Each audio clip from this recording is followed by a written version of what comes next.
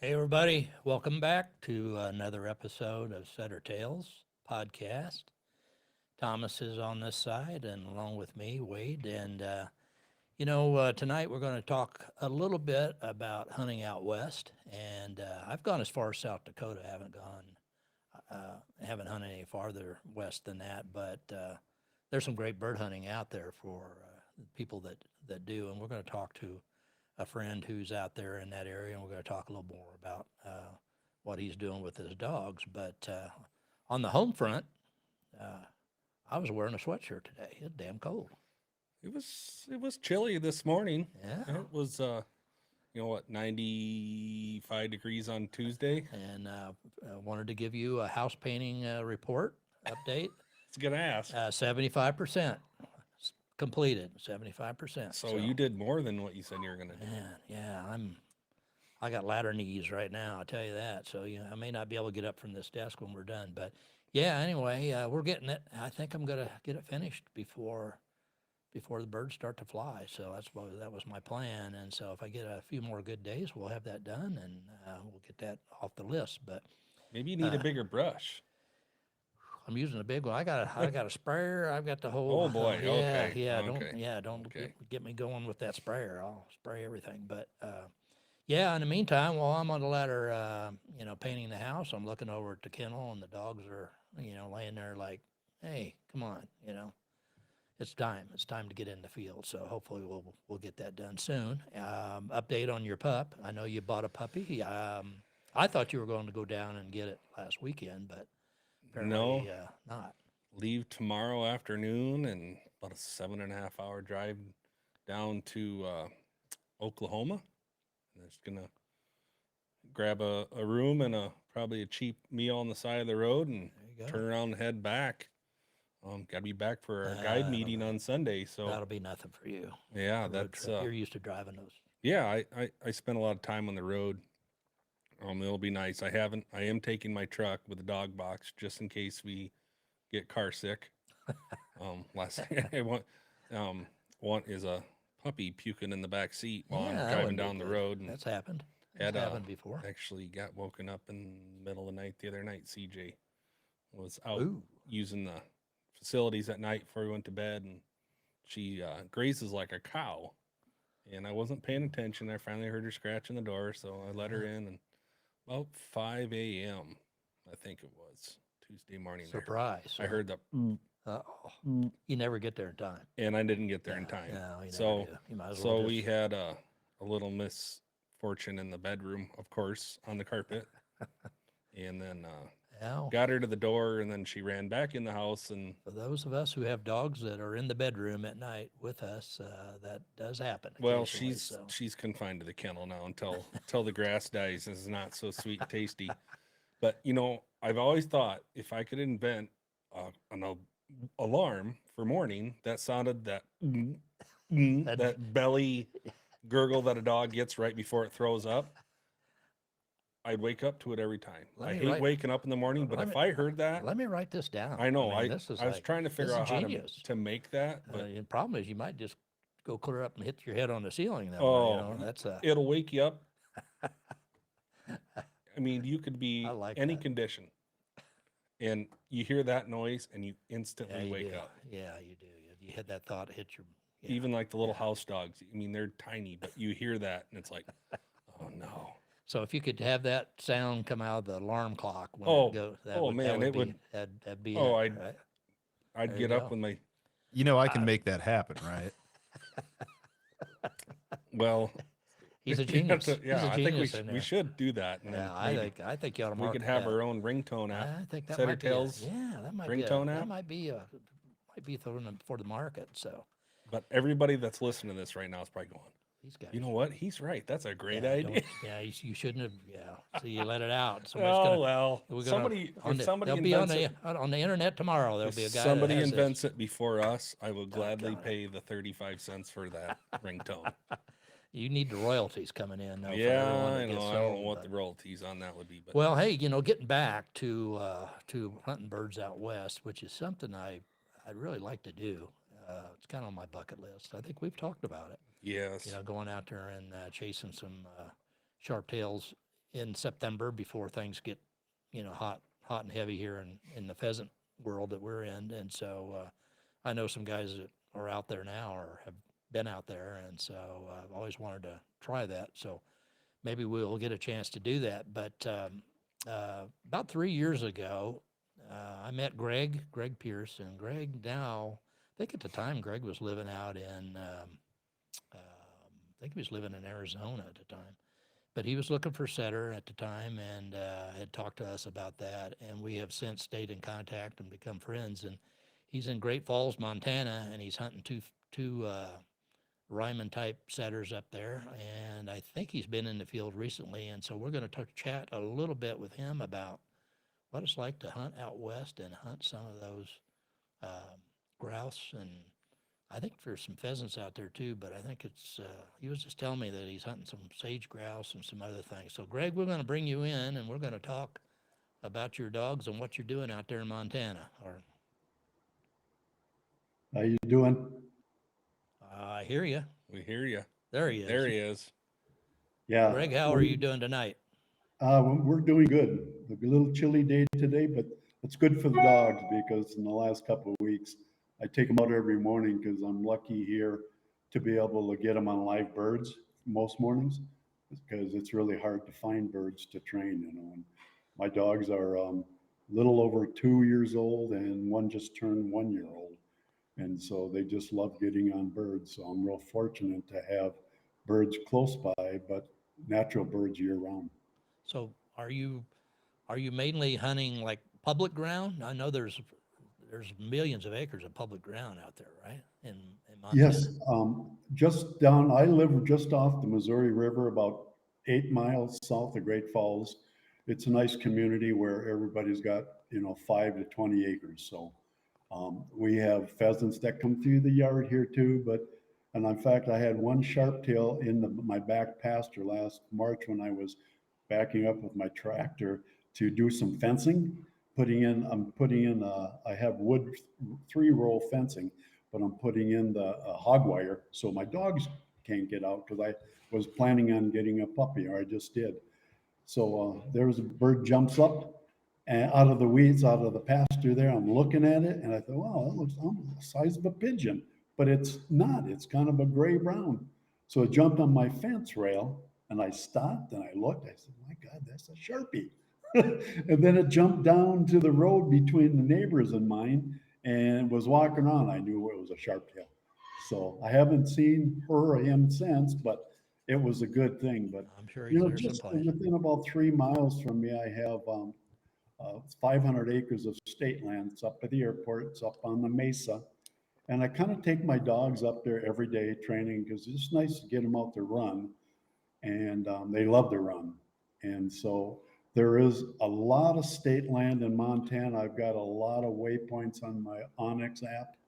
And but the challenge on some of them is they're landlocked with private all around them. And I'm sure most people, landowners would give you permission, but the problem I have is the good problem in Montana is that they have a BMA, it's block management areas, and the Fish and Wildlife, they have a contract with landowners, and they can get in and they allow public to come in. If it's type 1, all you do is sign in at the box so they know who is there. And I think the farmer gets paid per hunter per day. And then if it's type 2, you got to call in and reserve a day to hunt. You just can't walk in there and sign. So we have a lot of those. I was just looking at a map. This is the southwest area of Montana, and they great information, but there's probably about 500 of these block management areas, so you can know where you want to do your hunts, who owns the land, and a booklet that comes with it that has the landowner's information. It has all what they have on there, what they allow, if there's any specialty days. So I think they really got a good program to allow the public to come and enjoy Montana for what it offers. So as far as out of state hunters, do they still have that same privilege, or would they get skipped over if say you're a local? Nope, same. The only difference is between non-resident and resident is the fees cost. That's it. Yep. So What, let's talk a little bit about your setters. How'd you get into setters? What took you to that breed? And tell me a little. I think I know the story, but tell me how that Right. all happened.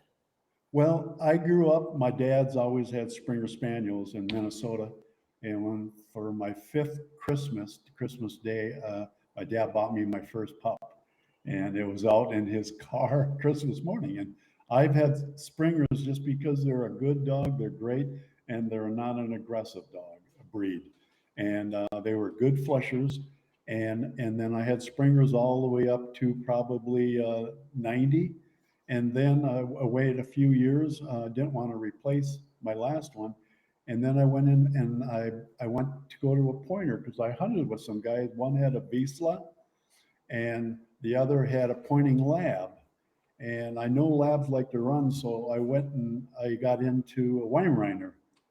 And she was just a pistol. I couldn't slow her down. Even in South Dakota, we were there with a collar on, one shot, and she was in the next county. You couldn't stop her. And so then about 2001, my neighbor had a litter of Chesapeakes, and I was a big waterfall hunter back in Minnesota. And so I bought one of his dogs, and they were a big breed. I mean, his brother was 130 pounds. Mine was just over 115. But I had him professionally trained by Tom Dockin in southern Minnesota when he was 14 months old. He had him for 14 weeks, 12 weeks. And I remember because you're such a big dog, I lived on a big park and a lake in Minneapolis. And if there was a rabbit or a squirrel running across the park, my young kids could not control it. So he went, had him for 12 weeks. He did a great job with him. He was a good dog, but then he started getting real possessive about 6 years old. He had full range of the backyard and knew all the neighbors. They come over and use my hot tub and anytime they want. But then I had to kennel him while I was building a new garage. He didn't like that. And my next door neighbor, which he grew up and knew him every day, he bit him in the hand when he walked up to say, "How you doing, Max?" And he brought it to my attention, and the carpenters said, "Your dog was growling at me when I went up to say hi to him. That doesn't sound like Max." So he bit the neighbor again in the hand and broke skin. And so I decided I can't have a dog around that bites people. And so I had to put him down. And I didn't have another dog until probably 2018. And my girlfriend grew up with English setters, and they didn't hunt them, but they enjoyed watching that dog every day point squirrels in the backyard. And she said they have such a good disposition, especially with family and other dogs. And so I started looking into it. And again, it was a pointer.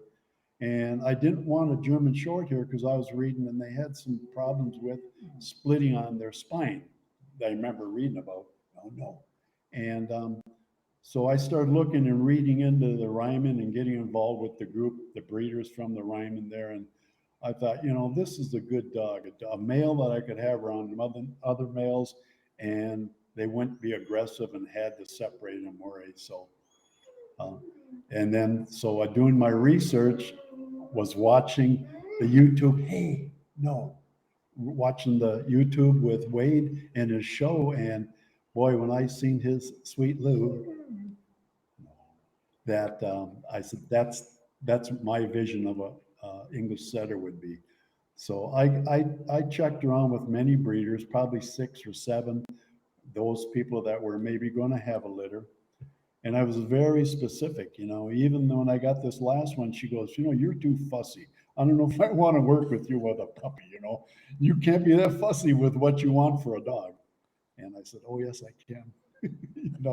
and and so I met with Wade and his son on my way to Florida that December, and because I really liked his dogs, and it didn't work out with a litter that year, and I wanted to hunt a dog the following fall, which was 2020, and so it worked out where I got a hold of this breeder in Michigan, and I was number 5 on her list. and I was able to get two of the ones I really liked I started seeing them at 2 weeks old. So you, uh, obviously you have interest in the Ryman side of things, and I do too. I mean, I like our dogs are kind of a cross between they have Ryman on one side and then some field bred on the other side. And Travis's dog Ruthie right now, her father was a full bred Ryman, and I think the mother was a field bred, and the mother had some pretty impressive field bred lines, and Dad was a great hunting dog too, and is up in North Dakota is where she came from. But I think he's like 85 pounds, the father, the sire, and so I don't know how big she's going to get. I don't think she'll be that big, but she's going to be a pretty big girl. So she stands pretty tall right now, and she's just a little bit over a year old. So she's probably similar in size to your Sweet Lou, I would guess, right now. They're probably about the same age. But I think at the time I met you too, you were down in Arizona for a while. Weren't you living down in Arizona at that time? And then you Yep. pulled a fast one, and I found out you'd moved up to Montana. And you Yeah, said, "Hey, come we up and were hunt up here. I'm in Montana." And I thought, "Oh my gosh, I haven't even we made it to were Arizona to hunt with you yet." yeah, we were in Rio Verde, just outside of Scottsdale, kind of. We were in the horse country, horse property, and we lived really right close to the. Our development was a new development in the middle of the desert, which was nice. And the development was totally 880 acres, but right across our back fence line was Tonto National Forest. So we had forest almost 2.5 million acres there. And I ended up having these quail come in my backyard every day eating gamble quail. And I thought, well, I never got a chance to ever hunt quail before when I lived in Minnesota. And after I got, Jackson and was training Jackson, I got with a trainer virtually. He trains English setters. He's got about 5 or 6 out of Alabama. So he was working with me over the internet and long term. Um, and I got training with the barrel and getting live birds and and it was really fun. But the problem I had where I lived was anywhere from late June till almost end of November, I had to put boots on my dog to walk him down the street to the national forest where I could let him run free in the desert because it was so hot there. And we liked walking and running and working. And what we had there is basically just quail. I really didn't see any pheasants, and they're very limited in game farms where I could take him to get him on live birds. There was a couple down by Yuma, but they wanted like $160 per rooster to be set out there to hunt in. So we hunted quail, and it was great, but I had to have boots on them, the rubber booties, because the thorns would just be terrible on them, and so, and then How, it how was did so hot. how did the dog did your dog? We've never really had to put boots on ours, and I've never really have hunted other in Kansas. There was an area in Kansas where we probably needed boots if we would have been there any longer than we were. But did your dogs take to that pretty easily, or did you just did it take them a while to get used to wearing those boots or not?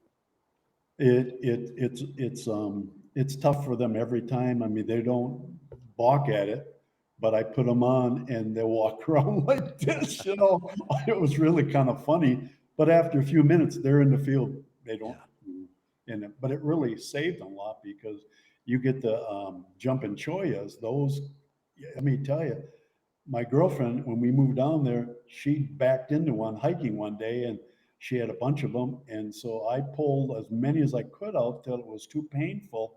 We tried everything. We tried super glue and ripping it off and Elmer's glue. And she still has 4 or 5 in her, but they're not really causing a problem. But inside, I couldn't get at. So they're a tough one.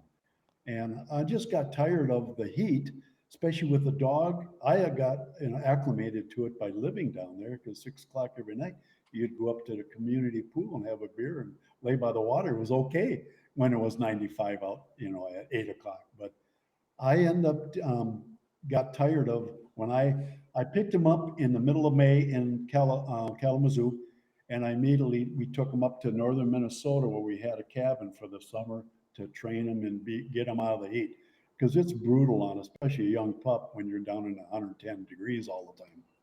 And so we were up there till probably the end of August, and we came back down to Arizona in September.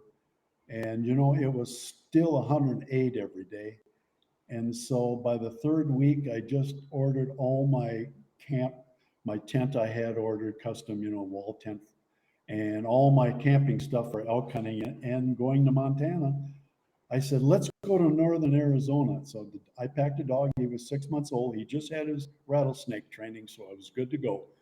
And we went up to north gate of the Flagstaff, or of the upper north rim of the Grand Canyon. And there you're up around 8,500 to 92 elevation.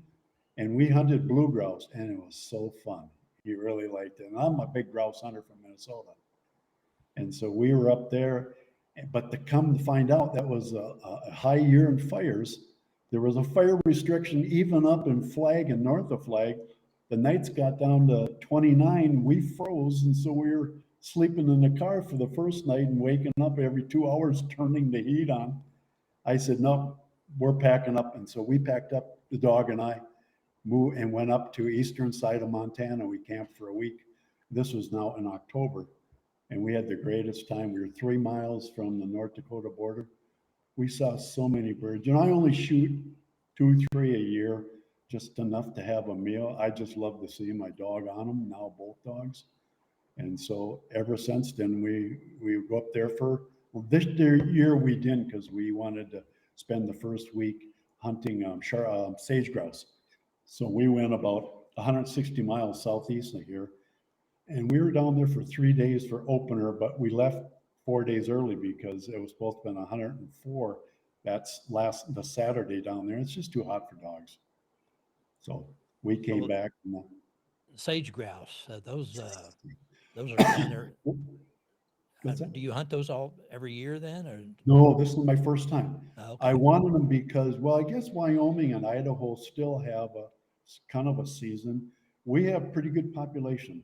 And this year I got involved with a community webinars where I could sit in, where they have the biologists from the Fish and Game, and they talk about what they're doing to preserve this sage grouse and the habitat for the sage grouse.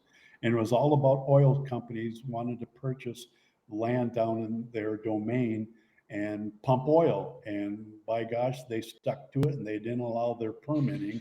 And I thought that was pretty good when you're thinking about the wildlife that we have, because that's what makes for a sportsman so nice to be able to hunt these different kind of birds. And so we went down. They're a good big bird. They're probably probably the size of a rooster or bigger. And they live in the sage area. And so we found a lot of them this year, my first year, but we really didn't have a chance to shoot. I want to get one for my office wall here. That was all I wanted. I'm not a mount guy for deer or elk or anything, but I love the sage grouse because I think they're really beautiful. And so we seen a lot of them, but they're all juveniles. And I don't know if I send you a video. We were at nighttime, we were looking for road hunting, and there was about 13 of them on the road. They came out, and they were probably size of a hen pheasant or bigger, but they were juveniles. We had to stop the truck for 5 minutes. They wouldn't get off the road. They're just walking. Then they walked over where it was picked weed already, so it was pretty awesome. So this time of year, are you seeing a lot of out-of-state, non-resident hunters coming in to hunt sage grouse and other species of birds, or yes, do you encounter that much? Yeah. We were camping in a small town, about 130 people, and it's a farm ranch area with sage grouse. And there was so much, like where we were camped at a reservoir, that right behind the reservoir, there was a little over 17,000 acres of BLM land, which was all sage. And across just north of town, there was 2 areas that were over 18,000 acres of it, BLM land. So what's nice there, you're allowed to camp on BLM state land for a maximum of 16 days. Then you have to move 100 feet for your next one. So, but it's really nice to be able, I'm all set up to camp in the wild. We're self-contained with water, tent, heater, everything, you know. But I wasn't prepared for the 100-degree weather. It's just, thank God we were on a lake that the dogs could go swimming, but you don't want to run them for a half hour at 7 o'clock in the morning because they were really tired. And I'm always afraid of getting my dogs overheated, Right. the heat stroke, you know. Well, and I guess with that, 17,000 acres, and I mean, yeah, you probably don't feel like you're crowded by the other hunters, I wouldn't think. 'Cause that sounds like there's plenty of room for everybody, perhaps. Yeah, there was when we'd go in town, like to get gas or to get water, the one little restaurant in town there was a lot of out-of-state plates, but this starts September 1st and you can hunt till the October 1st, only 1 month, and you're allowed 4 birds, two a day. No, 1 bird a day and two, I think it is, for your limit for the month. And we ran into guys from Idaho that come every year. He had 9 dogs with him. He was a trainer, but he had 5 of his clients' young dogs that he was training on the birds. But we've seen quite a few coveys of small Sharpies and Hungarians. But I think there must have been second broods because they were barely 6 inches tall first week of September, and that's not normal because they're born usually in May, late April. So Now, do the sage grouse, do they set pretty tight for the dogs? I mean, do they hold pretty tight? they don't really run unless they're way up ahead of you. And what they do, they're pretty smart. They sit in the stuff that's about a foot to 18 inches high, and they can stand up pretty high. And they'll look up, and almost like when you're hunting a sharptail and they're in a big covey, you always got one squire up high looking out for protection, and so they're the same way. But no, they're pretty nice, and they're a ground bird like a quail is, so they're usually running on the ground. But like I said, we never really got any adults up, just a lot of juveniles. We don't shoot juvenile birds if we know that they're juvenile. That's just the way we are. Now, up where you live, though, the sage grouse don't go that far north then, or? No, they don't. We really don't. We're up in Great Falls is like the high plain desert. We're about 3,500 elevation. So we're up and we've got a lot of grasslands, prairie lands, but we do have the prickly pear cactuses that grow, especially on the rocky edges up when we get on a mesa. So it's still got a little bit of desert to it, but no, they're farther south and east of us, where the sage grows, and they're kind of in rocky territory. They're almost like a sticker where they grow more in the rocks. But yeah, they're nice. I mean, it's nice to hunt because you can see them. And what we do in the morning, we'll sit up there early at daybreak with binoculars, see where they're at, because they usually stay in the same area. If there's cover, there's food, and then they got water close by. Okay. So as far as where you're at, what are the main birds that you're chasing when you're at home? I'm chasing right now. We've got a lot of, I'm not chasing, but right down the river, probably, I don't know, 400 yards from here, we get a lot of turkeys that come up to the road feeding on gravel and stuff. But I'm chasing Hungarians. I'm chasing blue mountain grouse, dusky grouse. We have the Little Belt Mountains. It's about a 40-minute drive south of me. And we've seen them in there all last fall, and haven't got a chance to get one yet. But just getting the dogs on, it's what I really care for. And then we have sharptail here and a lot of pheasants. And I was riding my bike just 2 days ago. When was it? I guess it was Monday night. I'm down the road about half a mile from me, and I thought they were sage, but this covey got up maybe 12, and they were pretty big, and they just flew over a little fencing there next to the road, probably getting gravel. And this was probably about 4 in the afternoon. But they had been pheasants, but they were not roosters, so I didn't know quite, but they were a big bird. But it was all private. But it's nice seeing them. What is, in Iowa, it's every year it gets a little tougher now that our population has gone up. Our grasslands seem to come and go quite a bit. And now that our population is almost tripled in the last few years, it's tough to get on certain blocks of private land. Is that something that you entail up there? I know there's tons and tons of public. You don't have to worry about it, but it's still nice to get on that piece of private that everybody doesn't hunt every weekend. Is it Right. difficult to get on private ground up there? Or? Well, I think we run into the same things as we did back in Minnesota and Arizona. Oh, my land's leased. Oh, my land's. I even ran into that where sage grouse. This farmer, that rancher that came by and talked to us, we went down and scouted a week before a season to see where we're going to have to put it up at a camp. And he owns, he had about 18,000 acres there. And I asked him just permission. Now, if I happen to shoot a bird, do we have permission to go on your land just to retrieve it? That's all I asked.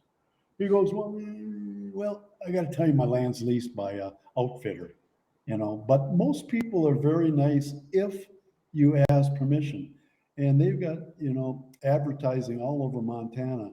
Respect the landowner, just ask, and I agree with that too.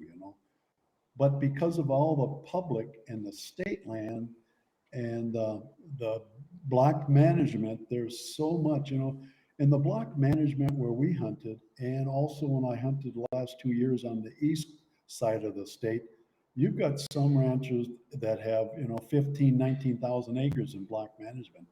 That's a lot of land to hunt. Mm-hmm.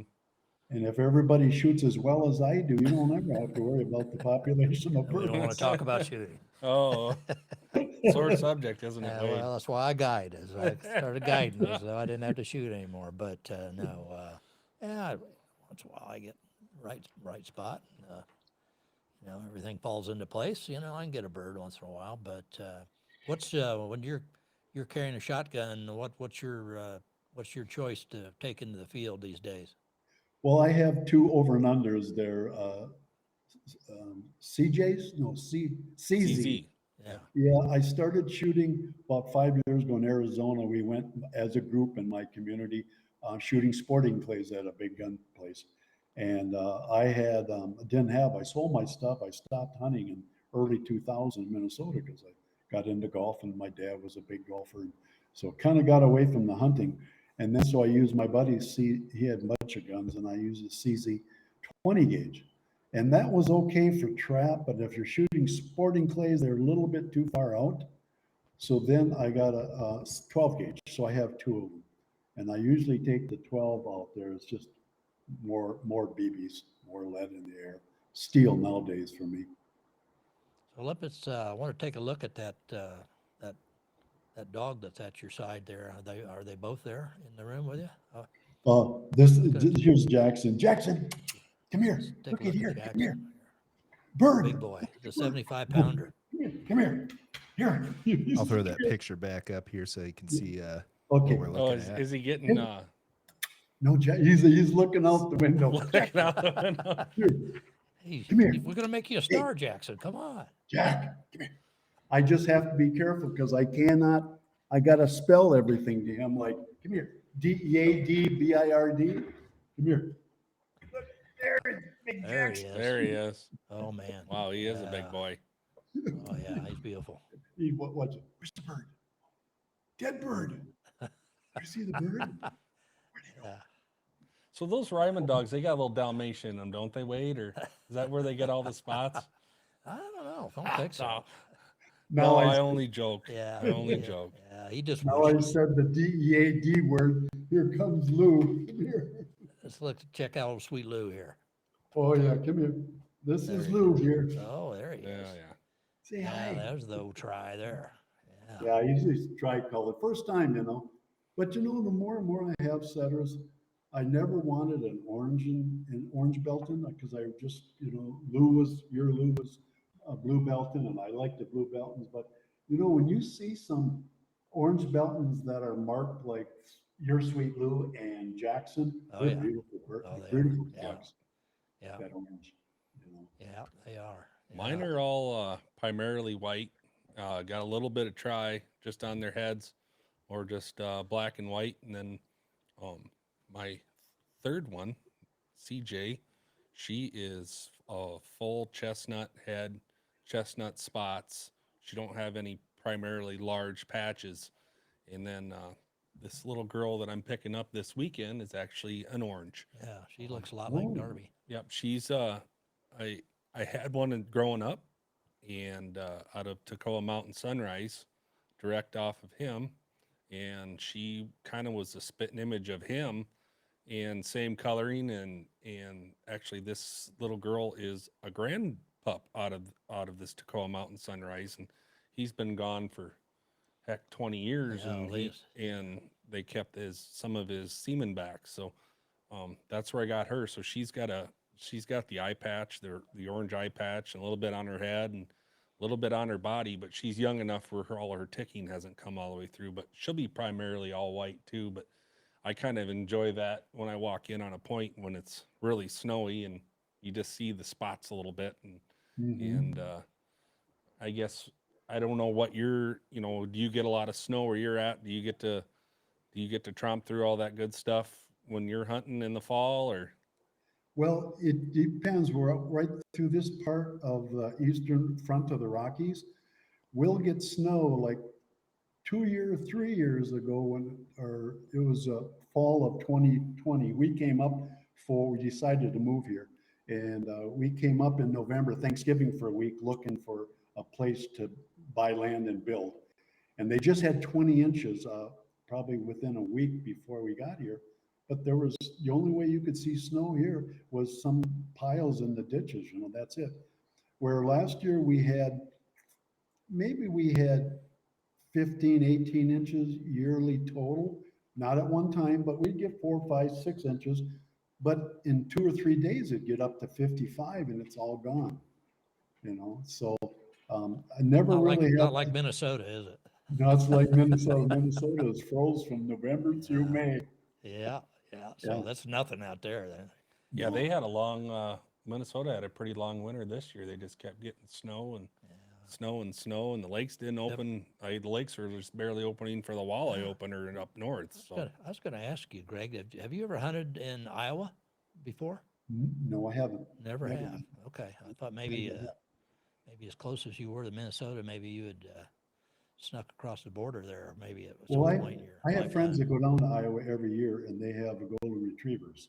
And they've asked me a couple of times, but the timing just didn't work out to go down there too. And we used to hunt pheasants quite a bit in South Dakota in the mid 90s for about 6 years. And boy, growing up hunting pheasants in Minnesota with my dad, we would road hunt all Saturday, put on 200 miles. You may not even see a rooster, because the farmers were using every available piece of land and draining every, little pond for farming. And then when I started going to South Dakota, of course, South Dakota is the big pheasants forever. They do a lot of planting. The first day we got to this little town of Hosmer in the middle of the state, 20 miles or so south of North Dakota, we seen about 50 of them on the road, and it was about 7 o'clock in the morning, and the opening morning for non-residents doesn't start till noon.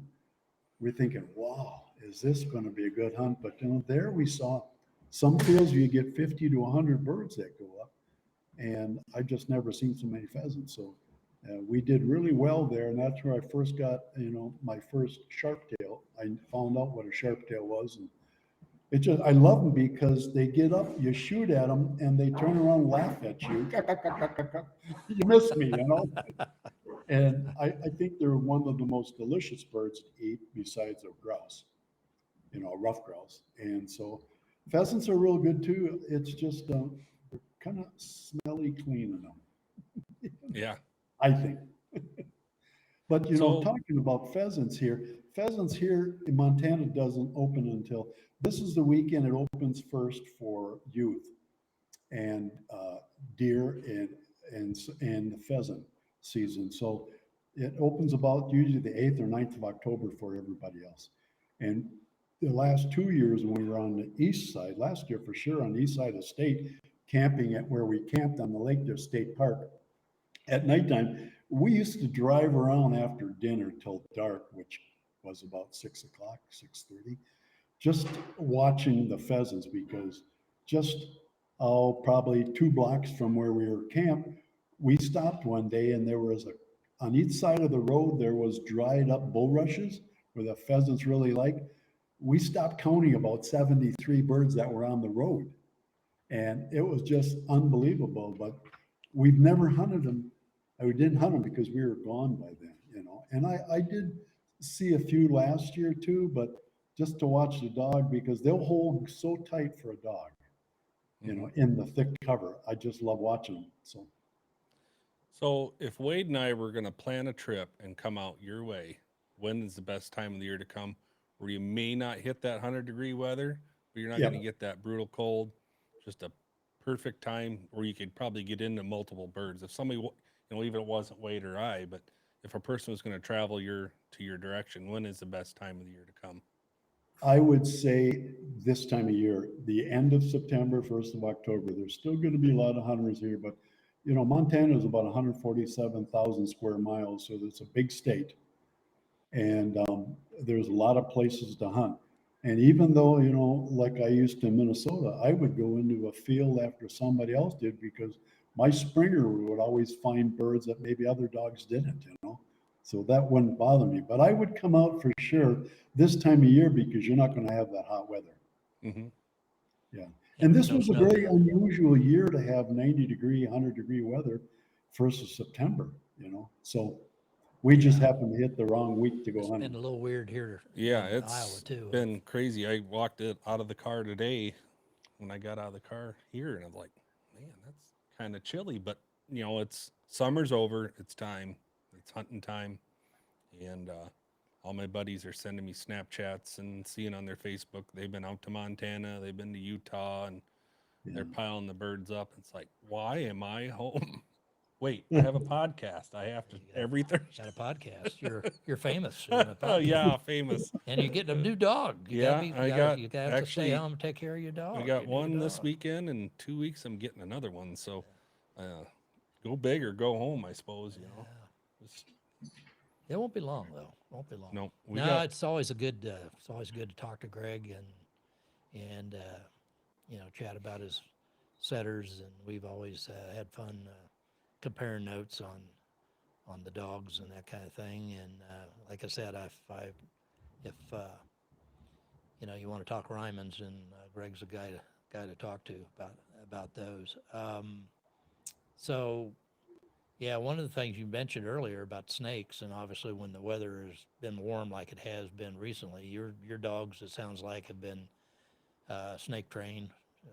Sometimes what they call it snake proofing or whatever, where they actually get the dog exposed to Right.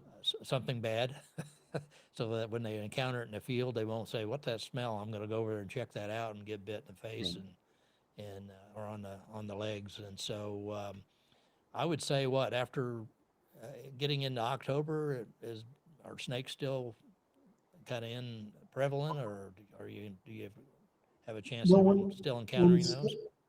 when it starts to get cold like this, they'll go into hibernation. Okay. But Especially the at night. days that get up into the 60s and 70s, you know, they'll come out and sun themselves. But you know, I've been out here little over 2 years. I've only seen 2 prairie rattlers out training my dogs, and they're so I've never had a problem. Now my vet said that they really don't have the venom potency that a diamondback does in Arizona. They're the worst. And I had a couple times they were in my yard, and that's why I did have my Jackson at 6 months old snake trained. And to this day, when he's laying in the living room or watching something and he hears noise like a rattle, he'll jump up like he's just woke up out of a dream. And so it has an everlasting effect on him, you know. And I have a pond across the street from me. It's a fire retention pond. Should we have a fire in this community that the fire department can hook up to for water. And I take them over there, and it was really hot in the last 3-4 weeks. And they swim in this pond, and a couple of times Jackson was swimming, and ahead of him was Snake, because I could tell, 3-4 rings around the water there, but the head would stick out. But he didn't know. He was chasing something, but he didn't know. All I would have to say is, "Whoa, watch it, snake!" And he turned around and went the other way. But we have them, but you don't see them. I have very seldom saw a rattlesnake here, twice, and I'm out almost every day, 5-6 days a week. So I don't think they're that prevalent. And if you stay away, like right behind me, you've got the big hills to the mesa. They are in the hills and the rocky areas for sure. Yep. So I kind of stay away from the bottom of those, but no, I don't run into them. My neighbor had one, a young baby rattler, about 2 weeks ago by his garbage can, and he killed it and told me about it for my dogs. But I said, "Why'd you kill it? We live in their area, But no, it hasn't been a problem. And my vet said he really can't remember the last time a dog died from snake complications, because it's not the same snake as a diamondback like we have in Arizona. It's probably prevalent to probably have maybe some Benadryl or something in the truck at all times, just in case something like that happens. Is that what Yep. that would be your carrying? I do, yep, and I also carry a couple tubes of super glue. I learned that in South Dakota. My Weimaraner went through a fence and tore a little part of her ear, and of course they had no hair, and it was dripping all Sunday. I mean, I couldn't keep anything on it. And then Monday morning right away, we went to a large vet office, and I looked at my buddy on the wall. He had a whole thing of all these little super glue tubes. I said, "Do you think he's going to use super glue?" Because I never heard about that at that time. He goes, "Oh, no way, not super glue." Came in there, super glued his ear, and hold it together for 30 seconds to a minute. That was it. And I learned it was approved for medicine, super glue. So I carry Yeah, that. Yep. Yeah, my vet gave me a tube of their surgical glue that they use. It's got a little antiseptic in it too. Oh, And good. I actually let that freeze and ruined it. So I'll vet visit here in the next Yeah, week. I'm gonna have to yeah. get some, but we always have raccoon dogs here, used to, and they like getting in the burrows and fighting. And usually you get one coming out and they cut an ear, and it's just like a never ending. Yeah. It's never ending. So we took the trick of cutting the bottom of a tube sock off and pulling it over their head, and then duct tape or black tape enough to hold that on there, and at least would get the clot. It would clot up, and then you get that tube sock over their head, then they can't shake, because you Yeah. get it stopped and they shake their head, and then you get it stopped, and I don't think anything bleeds worse than their ear or the end of their tail, because you can walk into a kennel if they had cut their tail and it looks like something from a horror movie. So when you're training, if you were, versus what you did when you lived in Minnesota and now you live in a desert mountainous area, is there any difference in how you train your dogs? Obviously, you probably let them roam a little long, a little wider than you would if you were in, South Dakota in the big prairies, but if you're in desert area, you probably want them out there and really ranging.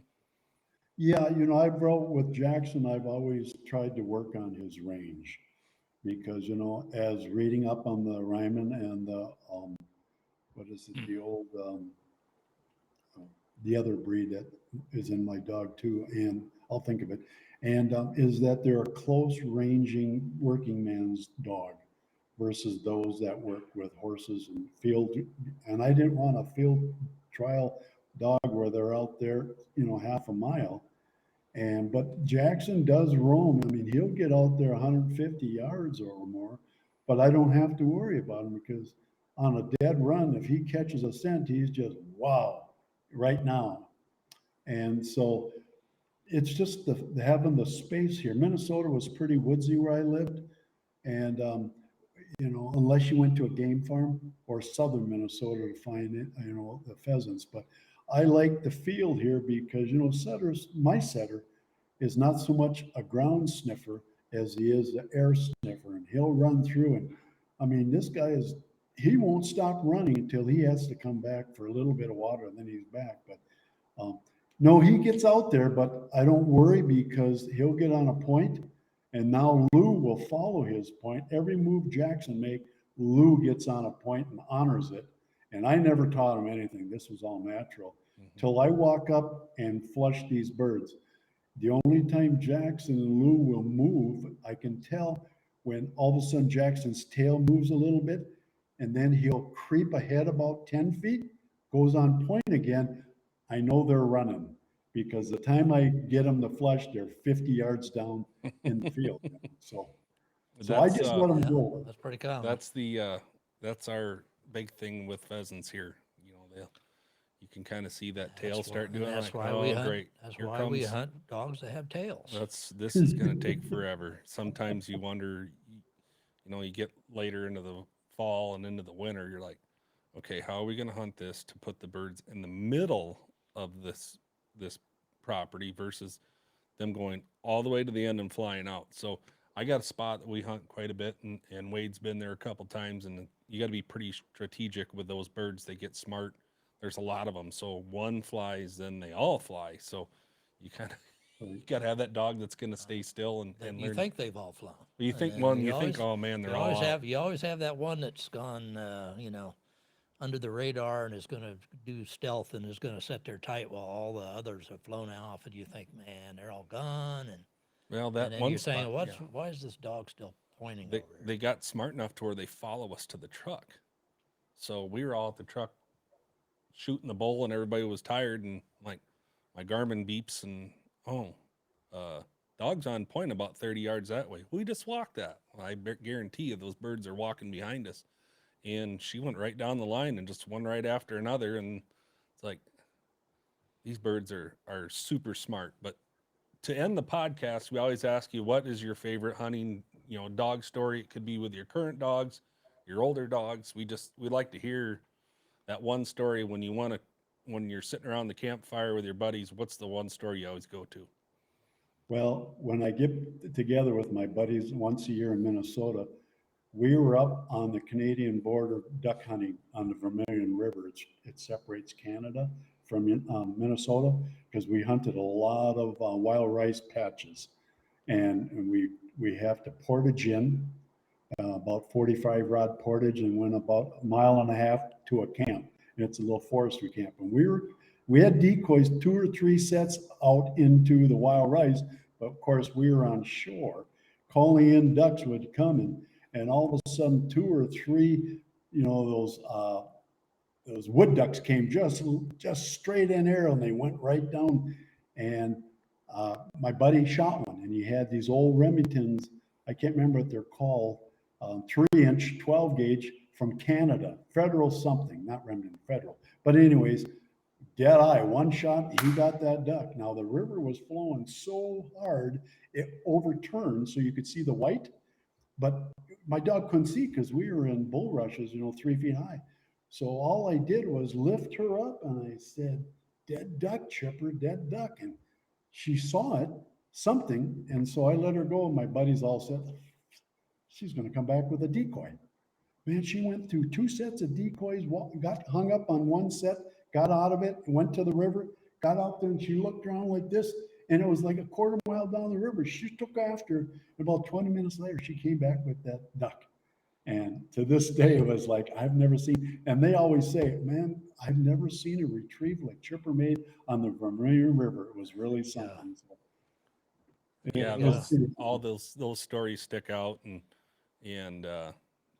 we're glad we could have you on here, and just seeing your passion and hearing about it with all your dogs, and even, you know, the years ago with that story, it's great for us, and we sure appreciate you joining us, and I think we're gonna have to get out that way. You're just gonna have to get that dang house painted, and then go. Yeah, I think you're right. I think you're right. Well, Hook that let big me trailer say up and let's this. go. Let me say this so you don't have any excuses. If you want to make a trip, you got an open invitation. You got a place to stay right here. I got 6 acres. Bring your dogs, and we will have some good hunting times. And I got plenty of room for you to stay here. You can't beat that. Man, now Man, you now- can't. We'll now bring with- some of that good Iowa yeah. beef out with us too. Yeah, Hey, Greg, it's always a pleasure talking to you. thank you. Always great fun talking to you, and then seeing those dogs. And keep sending me those pictures as you have some success this season, will you? I will. Thank you very much. All right. Take care.